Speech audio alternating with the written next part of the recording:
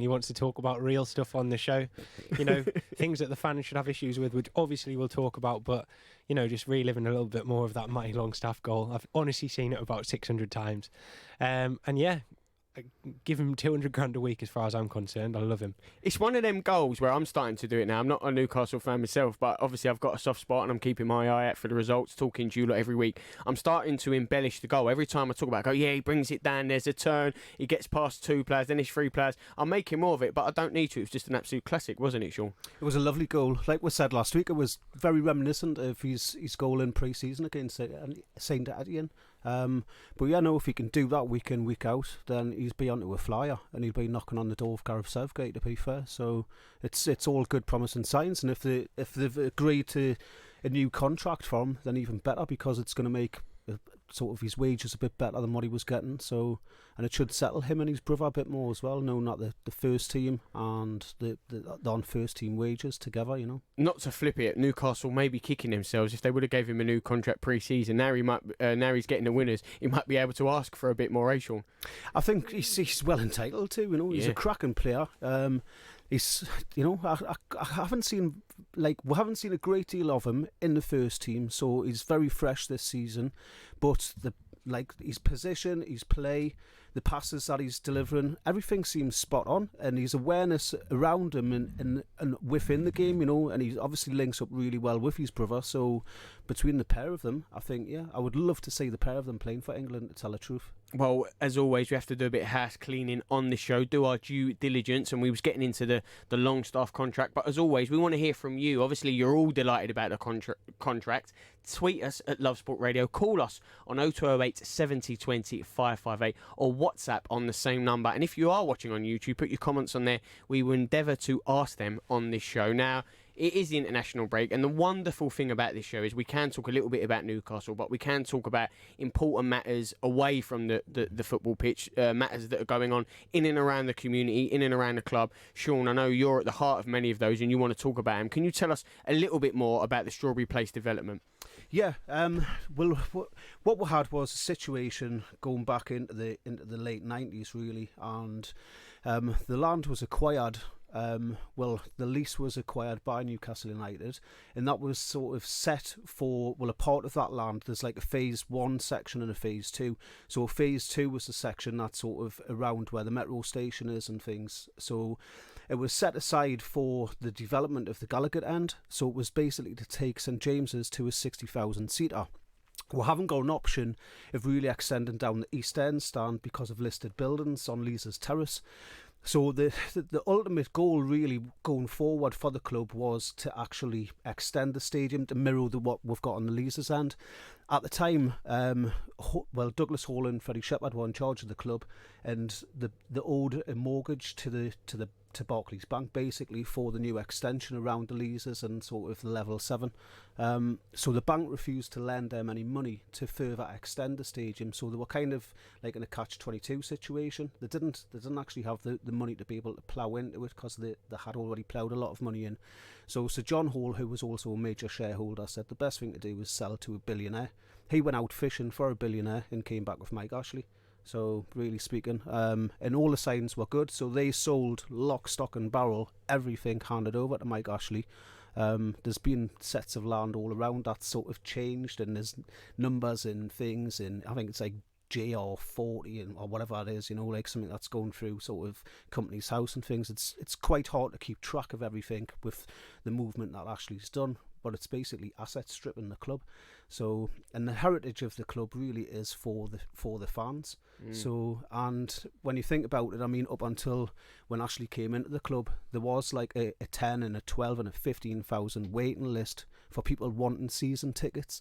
So they could have filled them extra 8,000 seats tenfold. And really speaking, when you think now, when you look at sort of like Tottenham Stadium and everything they've incorporated into their new stadium, so they've got like a microbrewery, they've got a really nice, the long bar, whatever they call it, you know, the dispensary. Yeah, they've got everything. They've got the NFL. Yeah, they've got everything in house. But they've actually done a really good thing within their stadium, you know, so that's like the microbreweries there and stuff, and then like the shops, the restaurant, and all this sort of thing. Things like that in retail space, you know, stuff like that can now be incorporated into the stadium. So if the Gallagher end was sort of extended, then yeah, it could be sort of them features added, and it could be more self-sufficient.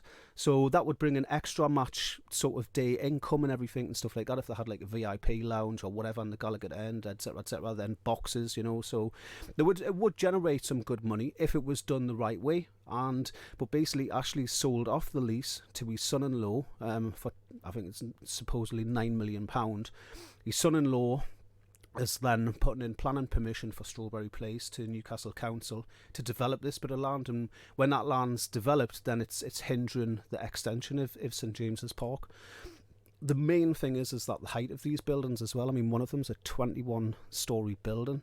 So it's going to, our city's actually renowned and known for the stadium and where the stadium is. There's a lot of people who I've spoken to overseas, and they even refer to it as the Cathedral on the Hill. And actually, one of the things I wanted to mention, and I want to bring Laurie in, you tweeted about Save Our Skyline as well. It's the things that, obviously reflect, it's not just, it is the football team, but it's the community as well. It's the people, it's the city, and these are the things that you also want to get across, don't you, Sean, that are at fear of being lost? Well, it's basically the stadium is our cathedral, and it at the same time, it's iconic to our city where it sits on that slight hill, and it basically, it's iconic landmark. You can see it from everywhere around, whether you go up the Rising Sun or you go on the Town Moor. If you're over on concert or anywhere looking across, and you look across sort of the valley of Newcastle, along Scotswood Road, and St James's Park's there, and they're actually going to build these buildings around it where it's going to take that aspect away. It's taking away the identity. I would argue that St James's is just as iconic as what the Tyne Bridge is, and you wouldn't build a 21-story building in front of the Tyne Bridge. It's devastating to our region and our identity as well. Yeah, I think the thing about it for me with the skyline is, and you get it with away fans as well who come in, and it's quite unique where the stadium is in Newcastle. It's kind of unheard. You wouldn't build a stadium nowadays where it is because it would just be unthinkable, but that's what makes it really special. But being able to see it is, as you drive across the bridge or as you come into Newcastle, you can always see the stadium, and it is really special. But the thing about these developments for me is that you can talk about all of the money that Mike Ashley might be taking out of the club from the club shop and various things that we talk about all the time, but in terms of building buildings in front of our stadium, that's not something that can really be undone.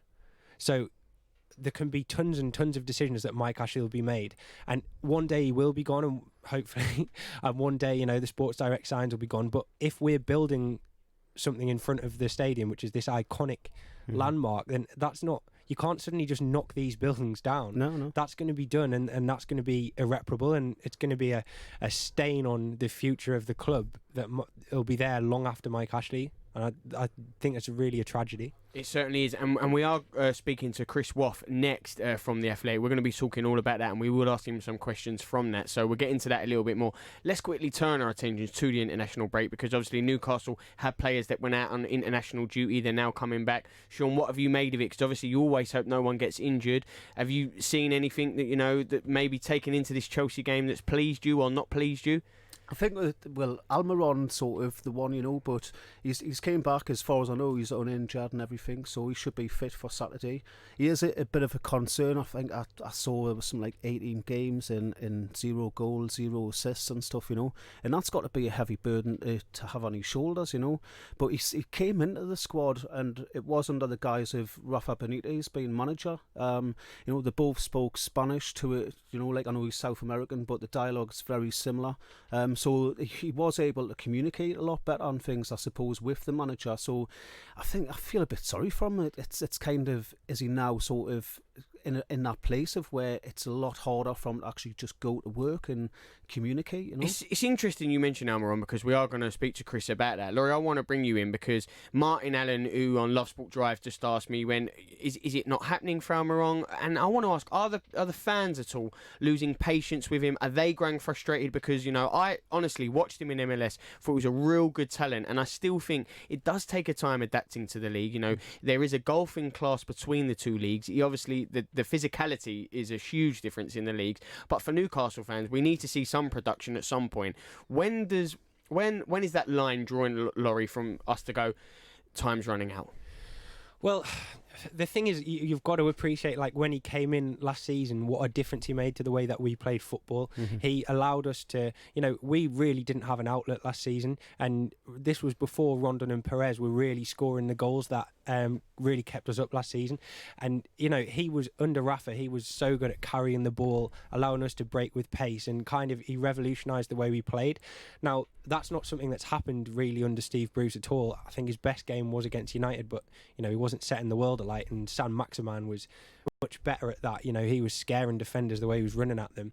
One thing I would say, though, in terms of losing patience with him, from my perspective, I think it's hard to criticise him too much when we know he's not really playing in the position where he's used to. He's meant to be playing through the middle, and he's getting pulled outside onto the wings, which is not really his position. Sam Maximan's much more of a winger, and they're not really the same player, and they're almost being asked to mirror one another. So in terms of that, I think it's a little bit difficult to be too harsh on him. One thing that I think fans might get a little bit frustrated at is if this simulation continues, because I think when it first happened, the media made a lot of it, and we were sympathetic to him because, it happened again though this week, lot of young players dive. But yeah, I mean, he's now been sent off, and his discipline in general, he's been sent off twice in a year for Paraguay. And the thing is that if he dives, then we've seen it happen so many times with other players. Like Zaha never dives, but he still gets called up on it by referees because of what he maybe did when he was a young player. But honestly, if you look at the statistics now in the last couple of seasons... Did you mean that you think Zaha never dives, or you were just saying... I was saying that I think he gets pulled up by referees for maybe what he was like as a young player, and actually now, he'll always try and stay on his feet and stuff, and I think he still gets pulled up on that. And if I were Almiron, you'd be thinking that this could still be affecting him in 2-3 seasons. If he gets known for diving, it's always kind of a black mark on your sheet from the referee already. So it frustrates me if he's going to carry on with that sort of the disciplinary issues. But in terms of his actual play, he's always trying his very best, and he's playing in the wrong positions. So you can't be too harsh on him, in my opinion. Well, it's a very good point, and someone who recently wrote an article in The Athletic all about Almiron and how he's getting on under Steve Bruce. It was Chris Waff, and we're talking to him next. Giving your team a voice. Love Sport Radio. Digital radio offers great sound quality and more stations than ever before. And we want to make sure that you get Love Sport on your digital radio. Just press the auto tune or auto scan button and Love Sport will appear on your menu. Love Sport on digital radio. You alright, mate? Yeah, I'm fine. Yeah? Really? It's just, there's a massive grizzly bear sitting on you. You sure you're okay? Well, now that you mention it... Sometimes we say we're fine when we're not. But with 1 in 4 experiencing a mental health problem, if your mate says he's fine, he might not be. Be in your mate's corner and ask twice. Time to change. Cancer. It can affect anyone. And when it does, Macmillan are right there to support them. From the moment of diagnosis, we offer physical, financial, and emotional support. And it's your donations that make it possible. So we can be on the phone, in hospitals, running support centres, and ready to help people deal with the fallout. We are funded by you, the public. So please give what you can at macmillan.org.uk. Macmillan Cancer Support, right there with you. Hello, I'm Tim from Bolsover. I'm a retired teacher. I was looking for a better electricity deal from my parents when I got an email from a spokesman said it was a fixed deal for 2 years, which was better for my parents, less for them to worry about. And when I had a look at the sums, I had to recheck because I couldn't quite believe it. They were going to save over £900 each year they were on that deal. Needless to say, we signed up pretty quickly. With a spokesmansaid.com, fighting for you, saving you money. I love my brother. We do fun things like playing together.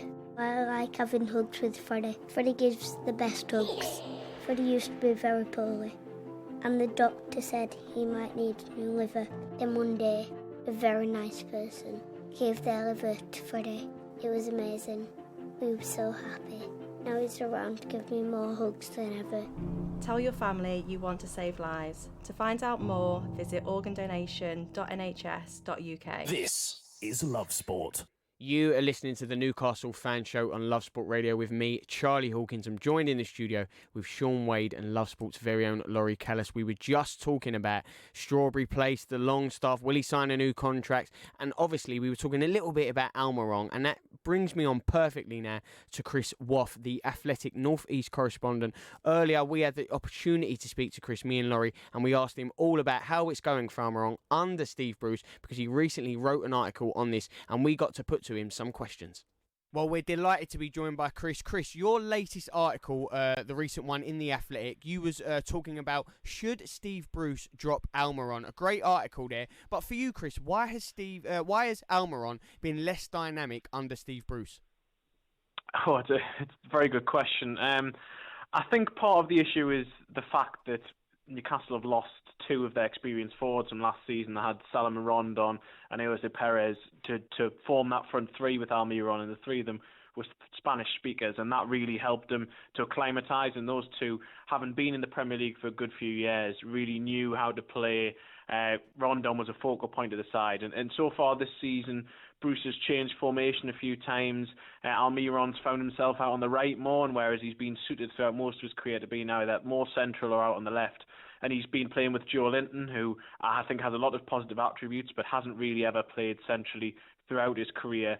And we haven't yet seen, other than against Manchester United, a full basically 90 minutes of Joe Linton, Sam Maximan and Almiron together. So I think there's quite a few factors. Almiron himself as well clearly is low on confidence in front of goal. I think that's affecting him slightly, but I still do think he is an important member of the side.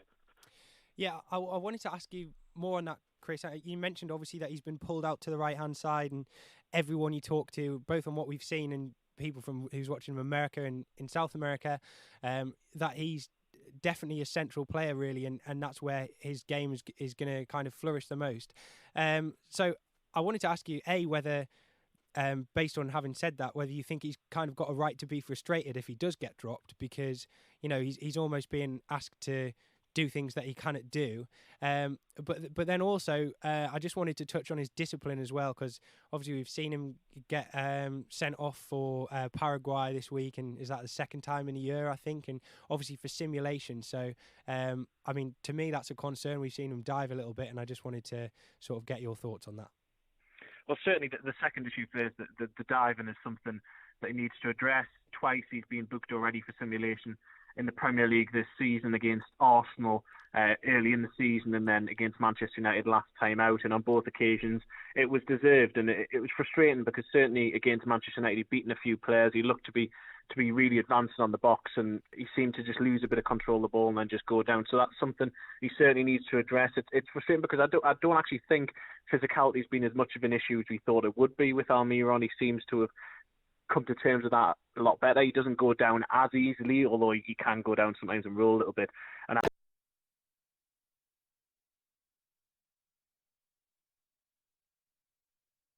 This is Love Sport. Cancer. It can affect anyone. And when it does, Macmillan are right there to support them. From the moment of diagnosis, we offer physical, financial, and emotional support. And it's your donations that make it possible. So we can be on the phone, in hospitals, running support centres, and ready to help people deal with the fallout. We are funded by you, the public. So please give what you can at macmillan.org.uk. Macmillan Cancer Support, right there with you. Get ready for Brexit on the 31st of October. This means that travelling to the EU will change. You'll need to check online if your passport is valid for travel to Europe. If you're planning on driving, you'll need to check if you have the right documents to drive, and make sure your travel insurance covers all your healthcare needs. To keep your trip on track, check what you need to do at gov.uk/Brexit. Get ready for Brexit on the 31st of October. Hi, I'm Marilyn from Oxfordshire. My current insurance company quoted £245.08 to reinsure, and a spokesman said obtain me a price of £173.49 for the same cover. This was a fantastic saving for me. And next time my car insurance comes up for renewal, I will be going through what a spokesman said. No doubt about that. With a spokesmansaid.com. Fighting for you, saving you money. If you're driving on a motorway, and you see a red X sign overhead, you need to change lanes safely. Driving in a red X lane is an offence. Red X's are there for a reason, to protect you and others from danger. The lane may be blocked by a broken down vehicle, or road workers, or the lane may be needed for the emergency services. So if you see a red X, change lanes safely. Highways England, connecting the country. Love sport. You're listening to the Newcastle Fan Show with me, Charlie Hawkins. I'm still joined by Sean Wade and Laurie Callis, and there is still time to get involved. Tweet us at Love Sport Radio or call us on 0208 70 20 558. And if you are listening, and of course you are, we were just listening to Chris Woff's interview there from the Athletic. Technical difficulties, as much as me saying that word as well. Really sorry about that, but we are going to go back to that interview now so you can hear what Chris had to say.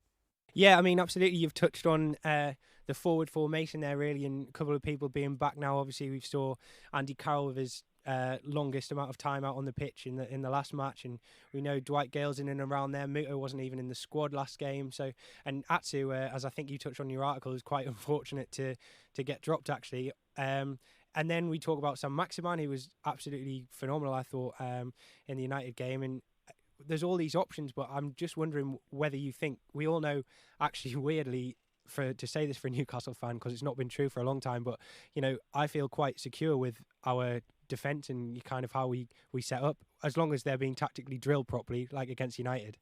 But in terms of the forward formation, I'm just curious of how you think would be the best way to kind of utilise all these players that we've got. For example, can Alan Saint-Maximin and Almiron flourish in the same side? What do you do about the likes of Andy Carroll? I know Steve Bruce has actually mentioned potentially putting him and Joe Linton in a front three, which I'm not entirely sure how that would work. So now that all these players are coming back into fitness, I'm just interested in your opinion, kind of how that'll come to fruition and whether we will see a bit of a formation change.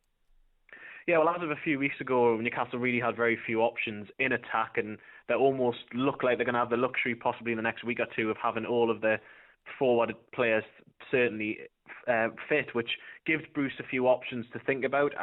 Andy Carroll, I still think, is probably 2 or 3 weeks away from being able to start games, because I think that Newcastle are going to treat him cautiously. Although he's back, and I'm sure himself would say he was ready to start on Saturday, Newcastle won't want to take any risks given the injury problems he's had over the last 2 or 3 years. But I do think he's the sort of player they need a focal point up front. I personally don't think that Joe Linton yet has become that central number 9 who can play in the Premier League, that central striker. He could well become that in time, but I think that at the moment he'd be better suited to maybe being out on the left. So until Carroll's fit, though, Joe Linton, I imagine, will stick in that position. I do think that Almiron and Saint-Maximin can flourish in the same team. I just think that one of them needs to get a goal, because at the moment, between all of the forwards Newcastle have, the only person who scored is Joe Linton. The other players haven't actually contributed in that regard yet. Newcastle have a serious lack of goals in this side, and I think once one comes, then that'll really help energise. I agree with you. I thought Saint-Maximin made a big difference against Manchester United. He's direct in his running, which is slightly different to Almiron, but I think him being there helped Almiron. It helped Newcastle get up the pitch more quickly. I'll be interested to see what Steve Bruce does at Chelsea, because unlike at St James's Park, where the onus may be on Newcastle, at Chelsea, maybe he may think that playing both Almiron and Saint-Maximin as well as Joe Linton, although it would give you a lot on the counter-attack, it is also very attacking, really, away from home. So he may decide to put someone like Atsu in just because of the work he plays off the ball. I think for once it seems Newcastle have some options, none of who you'd say are miles ahead of any of the others, primarily because none of them score too many goals. But it's better for Bruce to have these sort of headaches. And I'm not sure yet what the right balance is for Newcastle. I'm not sure Steve Bruce knows what the right balance is, but that's something he needs to try and find quickly so that Newcastle can keep adding to their points total and try and get ahead of more than just 1 point a game as they've got at the moment. Chris, I just wanted to ask you a question about matters off the field now. This time it's a question from our very own Sean Wade. Hi Chris, congratulations on the new position at the Athletic. We had George on the show last week, and he was saying that obviously it's a new partnership between the pair of yous, and you haven't quite got it figured out just yet. But what he did say was that you were going to be covering more Newcastle United-based stories on and off the pitch. I just wanted to get your thoughts on the whole Strawberry Place development.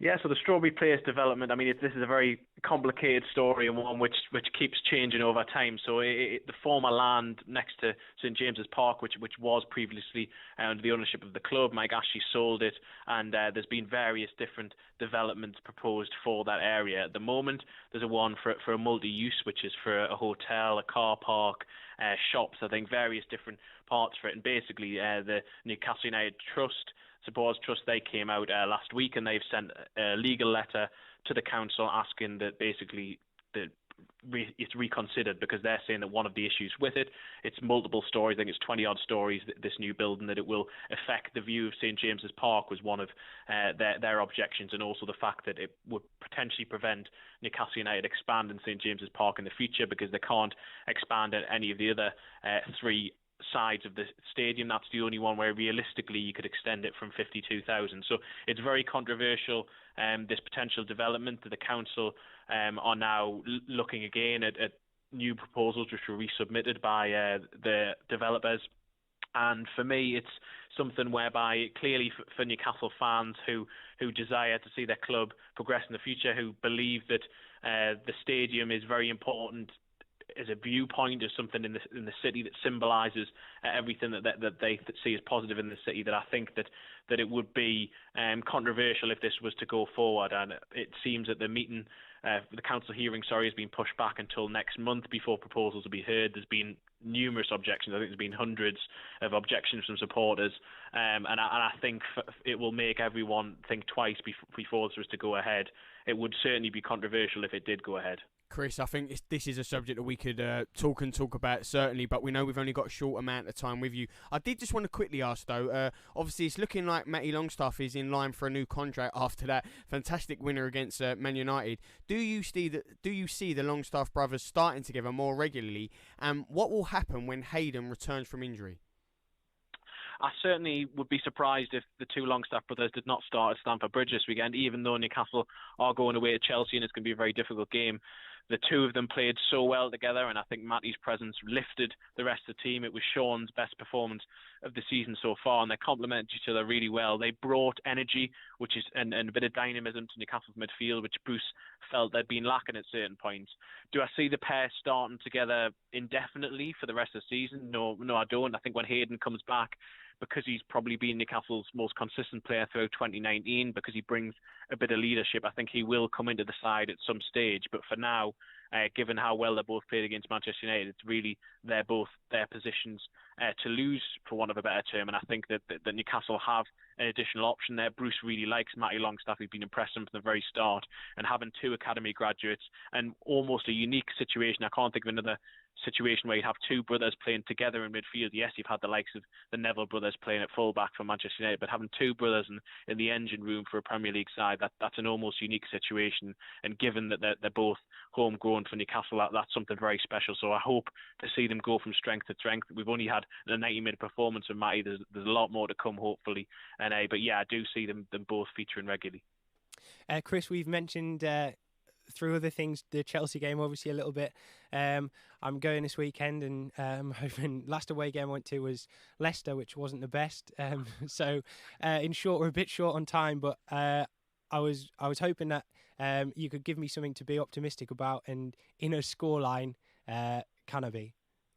Well, I think that there will be goals. I mean, Chelsea score, but they also concede. I think that Newcastle will be better than they were at Leicester. Hopefully, they've learned from that. They've had a fortnight to prepare for this match. Hopefully, there's a bit more positivity within the camp. If you really push me, I'd say I do expect Chelsea to win. I think maybe 3-1, 2-1 sort of scoreline, but hopefully that's maybe an overly negative, and you will have a better journey home than you did from the 5-0 at Leicester. Chris, an absolute pleasure to get you on. Thank you so much for giving us a little bit of your time to speak to someone like you and get that insight. Always a pleasure. Hopefully on the Newcastle Fan Show you'll come and join us again soon. Chris Waff there, writer for The Athletic. A real pleasure to get him on. This is Love Sport. Cancer. It can affect anyone. And when it does, Macmillan are right there to support them. From the moment of diagnosis, we offer physical, financial, and emotional support. And it's your donations that make it possible. So we can be on the phone, in hospitals, running support centers, and ready to help people deal with the fallout. We are funded by you, the public. So please give what you can at macmillan.org.uk. Macmillan Cancer Support, right there with you. Love sport. You're listening to the Newcastle Fan Show on Love Sport Radio with me, Charlie Hawkins. I'm joined in the studio with Sean Wade and Laurie Callis. We just heard there from Chris Waff, the Athletic North East correspondent. Really good to hear from him. So much insight around the club. Great bloke, Chris, and he said he's going to come on more so we can get to hear what he's saying about the football team. Really good one, that. And if you were listening, you can always join in and tweet us and call us. Call us on 0208 70 20 558. And guess what? That's exactly what you've done, because Keith has called into the studio. Keith, thank you so much for calling and giving us a little bit of your time. How have you made, and what have you made, of Newcastle's season so far? I don't think it's been a particularly successful start. I think they've had a couple of lucky results, but we'll take them. We're going to need every point that we need going forward. And sadly, I missed Chris as I was literally just dialing in. There's a couple of questions for you, really. One, I'm particularly, I don't know whether Chris covered it, I'm particularly upset about the asset stripping that's potentially going on in the club and the sale of the lease of the land, or the land behind St James's, which stops his expansion, and it takes money out of the club, and potentially which is up to 40 or 50 million pounds, which is insane. But following on from the obvious insanity that is, it points questions to the owners. But what do you feel about owners that then let sort of 25, 30 girls walk out the club and replace it spending 40 million quid with an agent which Newcastle seem very familiar with, of a striker that's only scored 8 goals when he's been on fire? It's, Keith, there's loads of things that's going on at the club that are just baffling. I mean, when you think of, we're not signing Rondon for 16 million when he was like sort of lead goal scorer, player of the season, etc. And he wanted to be there. There's been just some idiotic moves by Mike Ashley, and we can't only say that it's Mike Ashley. For all he says that he doesn't pull the strings and he doesn't choose the players. He chose sort of Joe Linton back in January in any case, and Rafa wasn't best pleased with that decision, but he brought him in any case before the deal was done, before Steve Bruce came in. So I don't understand how Ashley can sort of sit there and on sort of exclusive interviews and say that he doesn't have a field in it and stuff, when he obviously does. But it just seems bizarre, we're selling Perez for 30 million again, top goal scorer, and then bringing in Joe Linton, who he seems to be struggling, but the whole sort of attacking seems to be struggling somewhat. We were saying before, we've got like sort of Almiron playing out of position where he's just definitely not a winger. We've got sort of Andy Carroll that's came in, who was signed unfit. Sort of Chris Waff was saying before, Chris Riff was saying before that it's sort of he could be maybe another 3-4 weeks off actually getting a start for the game. I personally would like to see maybe Dwight Gale coming in. I just think he's a good finisher, and someone that could maybe even play off sort of Almiron or something, or Andy Carroll for that matter. I mean, they've got to do something. I mean, Almiron has got a lot of critics, but the Perez and Rondon scored their goals, or most of their goals, when Almiron was creating the space, because he run around like a lunatic. Mm-hmm. And this season, sadly, has been more of a headless chicken. But I still think that the pace that he brings, if they're going to double up with Maxim, then it's really good, and it will hopefully create opportunities. But there is still nobody that will score goals, and sadly, Gale, I would agree, Gale needs a chance, but he's never done it. Joe Linton is, at best, he's going to be secondary to a big number 10. It's worrying that Newcastle's season is going to be dependent on Gale, who's never scored in the Premier League, mm-hmm. and Andy Carroll, who's never been fit in the Premier League. With Linton playing secondary to a fit Andy Carroll, 10 years ago, might have been quite interesting. But it's just depressing, and it shows what Ashley's brought this club down to, and just absolutely destroyed it. It's embarrassing. Mm-hmm. I think in terms of that argument, the thing that really frustrates me in terms of, it's obviously we know how long it took us to break our transfer record and all this, and obviously it's quite, I think it speaks a lot when you look at the fact that we've spent £40 million on a striker, and it wasn't necessarily embraced by the fans as being this incredible thing. We've spent £40 million on a striker, and everyone was like, well, actually seems a little bit underwhelming. And it's in a way was refreshing to see a little bit of a risk being taken on a player, like spending the money. But I also think you've got to look at these being calculated risks, because we've allowed our 2 top scorers out of the club and not really replaced them. We were talking before about potentially having the opportunity to sign Joseph Martinez, who obviously had played with Almiron in Atlanta. And if we could have signed someone like that, who probably, given his goal scoring, albeit in the MLS, would have commanded a similar figure, in my opinion, to Joe Linton, maybe £40 million. Neither of them have played in the Premier League. Neither of them are proven. But that sort of signing, to me, would have seemed like a far more intelligent one than Joe Linton, who we knew Rafa didn't want anyway. And you're kind of looking to build around the squad that you've already got. And someone who's already been proven at having a really fruitful partnership with Almiron. So as much as I agree that, we obviously needed to sign strikers, and we haven't got a talisman, and we can't rely on Dwight Gale, and all of this I think is true, but there just doesn't seem to be. And I personally think with Joe Linton at the minute, it almost wouldn't matter who would be playing up front, because we haven't been playing the way that can feed his style of play. He's essentially sometimes been playing as a defensive midfielder, holding the ball up. I think the way he's dropped is true, but his style of play still gives him 8 goals a season, his best season. 8 goals is his best score. So that's what Ashley has bet the football club on, letting 25 goals walk out the door and signing a striker that's only ever scored 8. So people talk about the Troy Deeneys of this. Well, you could have had Troy Deeney and any 1 from 2 at Bournemouth, and you could have probably snapped both of them up for 40 million quid. The thing is, and then you wouldn't have even had to spend the money on Maxim either.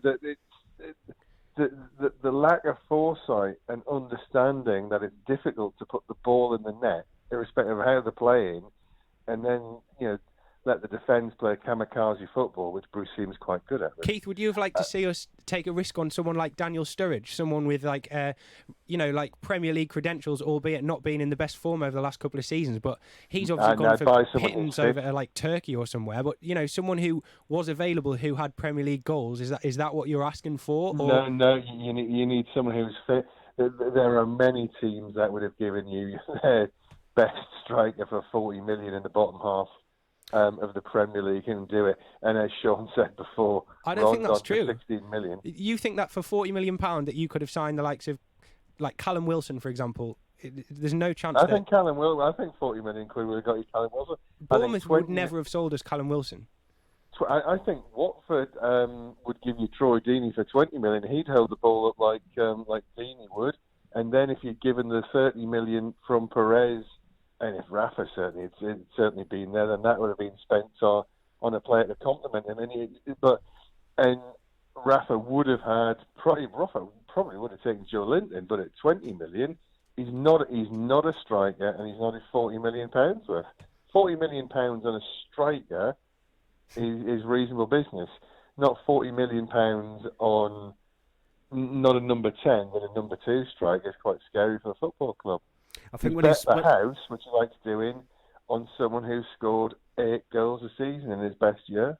The thing is, with the amount of TV money coming in, really speaking, the Joe Linton signing would have been fine had we have kept Perez, had we have kept Rondon, for that matter, had we have kept Rafa, because also then you bring into the play of like sort of Almiron, who's sort of Spanish speaking, so his communication with sort of the free up, like him being part of the free up front, and then also his manager on the sidelines, all speaking Spanish to a degree, obviously was helping him. And now I kind of feel a bit sorry for him. He was brought in a £20 million signing, and now his sort of strike force and kind of his camaraderie and stuff and friendship is all just has been removed from the club just in one foul swoop. It's desperately sad what has been allowed to happen there, and it does smack of what happened with McLaren when they went out and spent 80 million quid on footballers who'd never played together, never played in the Premier League. And sadly, we all know what happened. And it's echoing it, isn't it? It's echoing it already this early on in the season. The warning signs are there, Keith. It certainly is, Keith. We really appreciate you calling into the show. Please call us again. Always a pleasure to talk to you. And we want to hear from all the fans what they think, what's going on at the club, on and off the pitch. You can get involved. Tweet us at Love Sport Radio or call us 0208 70 20 558. When we come back, we're going to be talking to Ollie Salt from the Daily Star, all about that game with Chelsea on the weekend. Giving your team the coverage they deserve. Love Sport Radio. Are you being fobbed off by a company? Are they letting you down? And are your complaints falling on deaf ears? We can help you out. Come to aspokesmansaid.com and we will give you a voice and a platform to raise your complaints. As recommended in the Daily Telegraph, aspokesmansaid.com. Fighting for you, saving you money. There are fewer than 20 days to get ready for Brexit. Find out what you need to do to prepare now at gov.uk/Brexit. Hello, my name's Paula. I'm from the Shropshire area and I'm a business development manager.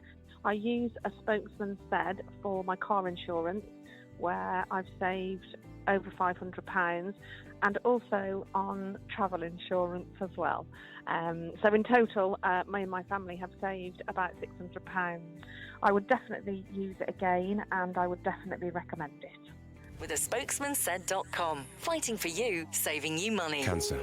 It can affect anyone. And when it does, Macmillan are right there to support them. From the moment of diagnosis, we offer physical, financial, and emotional support. And it's your donations that make it possible. So we can be on the phone, in hospitals, running support centres, and ready to help people deal with the fallout. We are funded by you, the public. So please give what you can at macmillan.org.uk. Macmillan Cancer Support, right there with you. Get ready for Brexit on the 31st of October.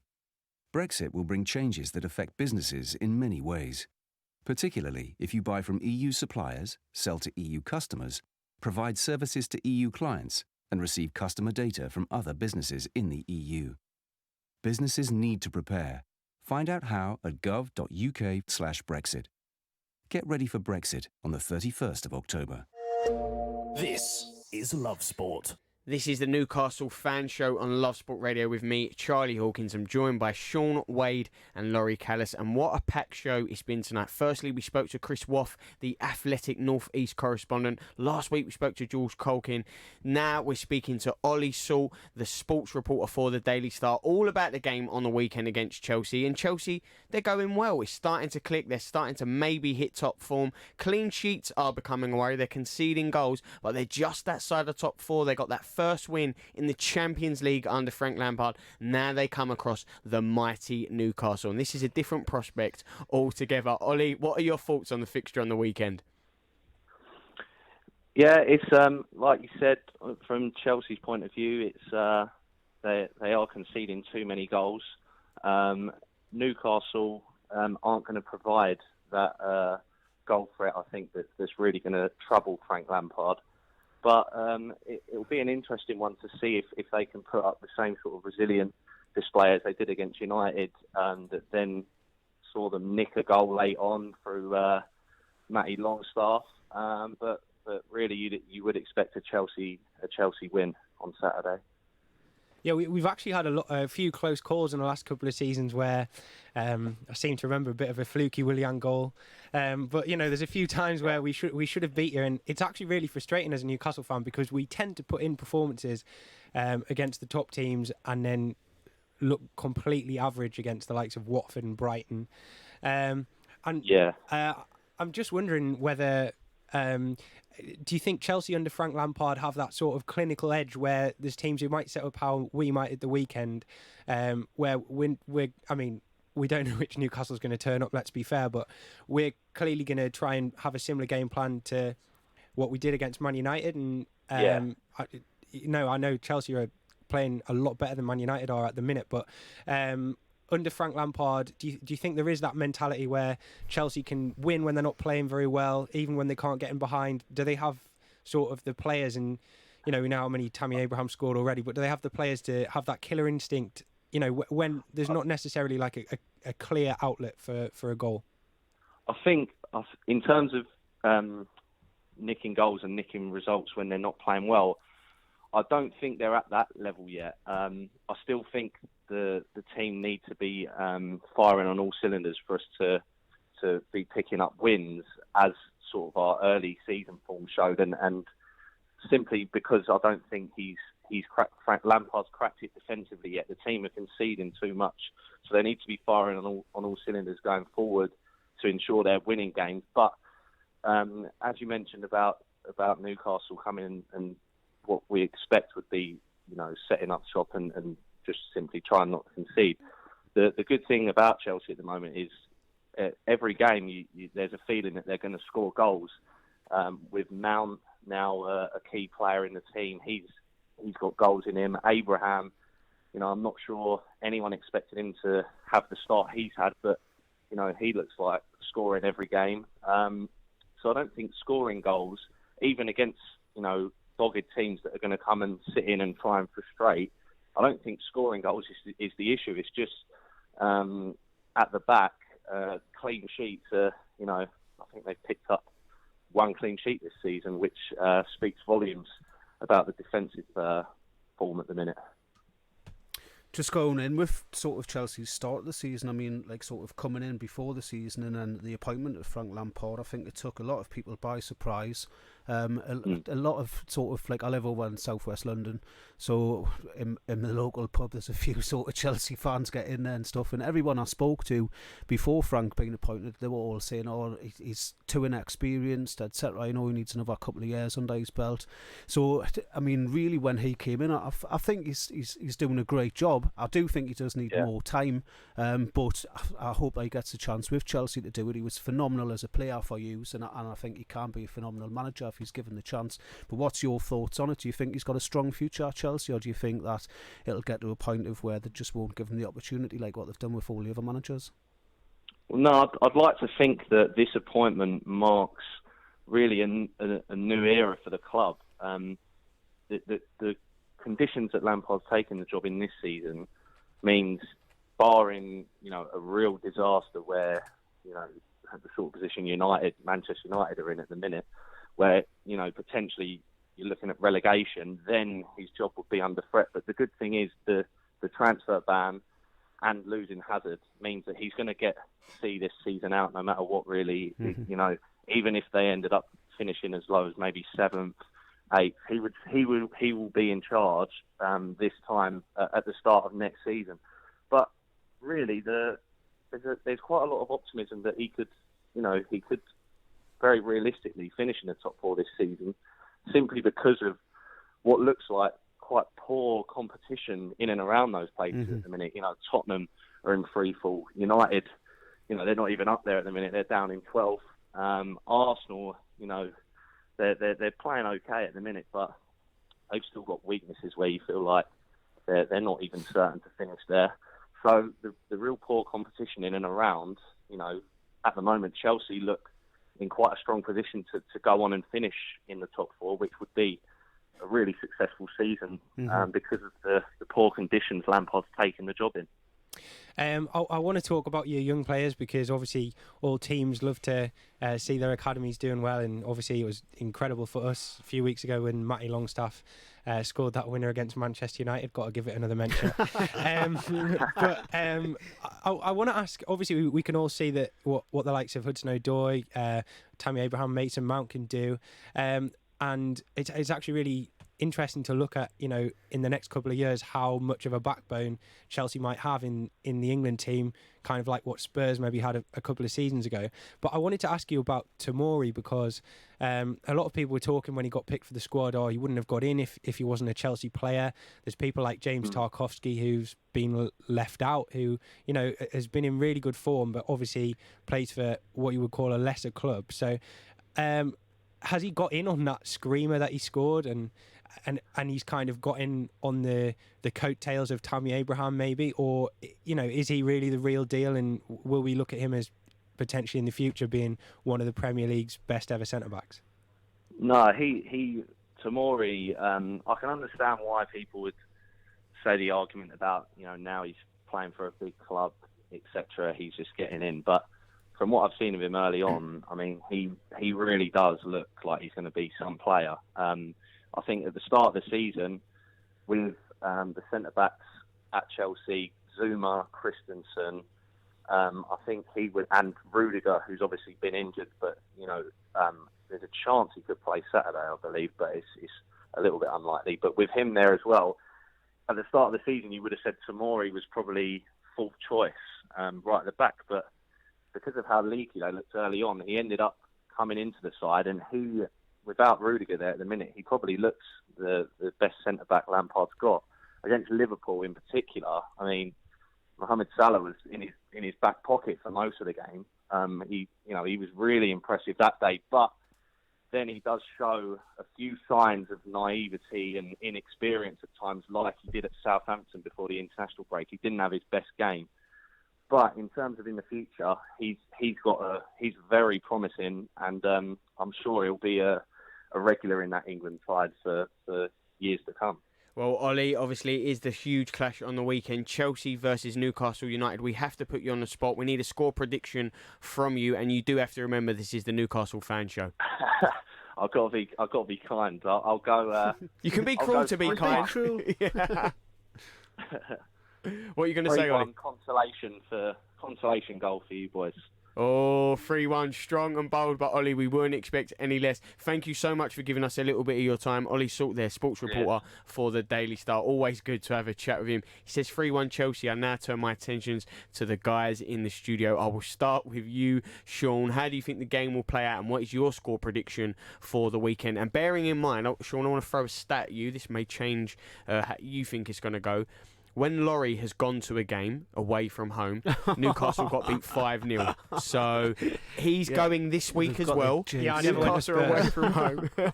What do you think? Yeah, when he didn't go to Spurs, Newcastle won. Just saying. Throwing it out there. Well, I've wanted to see it all season, and I think we're going to have Matty and Sean on the start at the start of the pitch, and I think they're both going to get a goal each. And I'm going to go for Chelsea 1, Newcastle 2. Oh, there you go, 2-1. Do you know what? I was actually going to go for that, but I can't pick the same. Of course you can. Of course you can. No, do you know what? And we can get Aaron Stokes to have a word with Ollie anyway. Yeah, we know people. No, do you know what? I'm going to go more optimistic. I'm going to say they're not even going to score. 2-0 Newcastle. Get in. And so it's genuinely what you both think, yeah? You fancy your chances in this one? Do you know what? I think we'll probably win this game and then lose to, like, who have we got next week? I don't know, someone terrible. The thing is that we've got Steve Bruce at the helm. So it could be anything, couldn't it, to tell the truth, Bruce? Listen, why not? You beat Man United, you've beat Spurs already this year, maybe in different results in the other games, but nothing to fear. It will be a cracker either way, and what will definitely happen, I can tell you one thing, we'll be reviewing the game next week on the Newcastle Fan Show every Wednesday 7 to 8 right here on Love Sport Radio. Tune in and you can talk everything about Newcastle, because it's all we want to know. It's the Magpies and the Magpies only. This has been the Newcastle Fan Show with Sean Wade and Laurie Callis. We will see you next week. This is Love Sport. You all right, mate? Yeah, I'm fine. Yeah? Really? It's just, there's a massive grizzly bear sitting on you. You sure you're okay? Well, now that you mention it. Sometimes we say we're fine when we're not. But with 1 in 4 experiencing a mental health problem, if your mate says he's fine, he